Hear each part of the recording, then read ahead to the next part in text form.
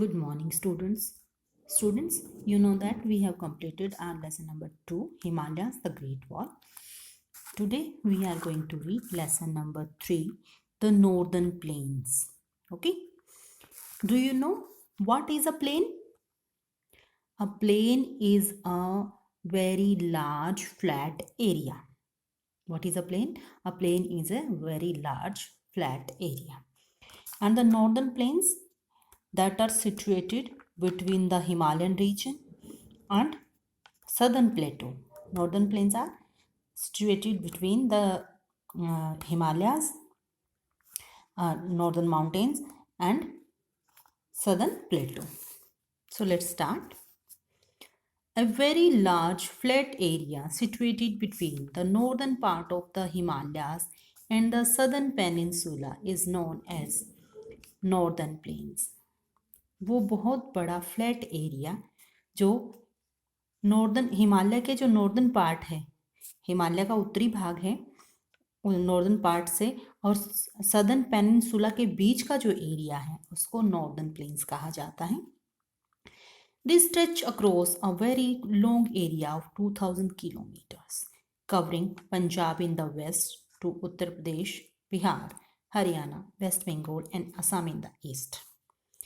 ये northern plains फैले हुए हैं 2400 किलोमीटर के एरिया में, जिसमें कौन कौन से स्टेट्स आते हैं. वेस्ट में पंजाब, फिर उत्तर प्रदेश, बिहार, हरियाणा, वेस्ट बंगाल और फिर ईस्ट की तरफ आसाम आता है. The northern plains are very fertile as many important rivers which originate from the Himalayas flow through these plains. ये नॉर्दर्न प्लेन्स जो हैं वो बहुत ही फर्टाइल हैं, क्योंकि यहाँ पर बहुत सारी रिवर्स जो हैं जो नॉर्दर्न प्लेन्स में बहती हैं. इस एरिया में जो नॉर्दर्न प्लेन्स में बहुत सारी रिवर्स बहती हैं जो हिमालय से निकलती हैं, वो इस एरिया में बहती हैं. These rivers bring with them stone, sand, gravel and fine soil. ये नदियाँ अपने साथ बहुत सारे पत्थर, रेत, कंकड़ और बहुत बारीक मिट्टी जो है वो अपने साथ बहा कर लाती हैं. These are called sediments. ये क्या कहलाते हैं? सेडिमेंट्स कहलाते हैं, तलछट कहलाते हैं. सेडिमेंट्स क्या होते हैं? Some particles, thick substance that form at the bottom of a liquid. Sediments क्या होते हैं? Thick substance that form at the bottom of a liquid, जो किसी भी लिक्विड की जो बॉटम है उसमें इकट्ठा हो जाते हैं, उनको सेडिमेंट कहा जाता है. तो नदियाँ अपने साथ जो कुछ भी बहा कर लाती हैं, ये चीज़ें नदी की जो तलहटी है वहाँ इकट्ठी हो जाती हैं. During the rainy season when the rivers are flooded, these sediments spread on the land over the banks of the river. जब बारिश का सीजन आता है और नदियों में बाढ़ आ जाती है, उस समय ये सेडिमेंट जो है नदियों के किनारों पर आ जाता है. This is called alluvial soil, और इसे क्या कहा जाता है? अलुवियल सॉइल कहा जाता है. It is very soft, fertile and light. ये मिट्टी जो एलुवियल सॉइल है वो बहुत ही सॉफ्ट, फर्टाइल और बहुत ही लाइट यानी हल्की होती है. This soil is very good for the production of varieties of crops. और ये मिट्टी बहुत प्रकार की फसलों को उगाने के लिए बहुत ही अच्छी है. Therefore, these plains are referred to as the rice bowl of India. इसीलिए जो उत्तरी मैदान है, नॉर्दर्न प्लेन्स हैं, उन नॉर्दर्न प्लेन्स को क्या कहा जाता है? राइस बॉल ऑफ इंडिया भी कहा जाता है, इंडिया का चावल का कटोरा. A basin is an area watered by a river and its tributaries. What is a basin? What is a basin? A basin is an area watered by a river and its tributaries. Tributaries are the branches of a river that helps a river.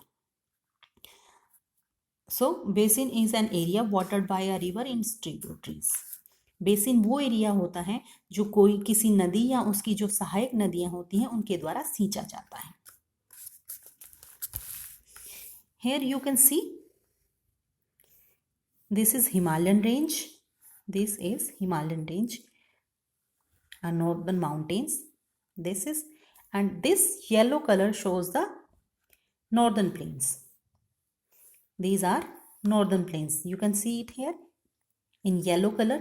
These are northern plains. Rivers like Ganga, Yamuna, Indus, Satluj and Brahmaputra, which emerge from the Himalayas, flow through these plains. Ganga, Yamuna, Indus, Sutlej and Brahmaputra rivers जो हिमालय से निकलती हैं वो इन उत्तरी मैदानों से बहती हैं, नॉर्दर्न प्लेन्स से बहती हैं. They divide the northern planes into 3 river basins. और ये नदियां जो हैं ये पूरे नॉर्दर्न प्लेन्स को 3 रिवर बेसिन्स में बांटती हैं. The Sutlej basin, the Ganga basin and the Brahmaputra basin. 3 basins are the Satluj basin, the Ganga basin and the Brahmaputra basins. And we have done what is a basin. A basin is an area watered by a river and its tributaries. Okay. So next we will read in our through our next video. It's over for today. I hope you understood. Thanks and have a nice day.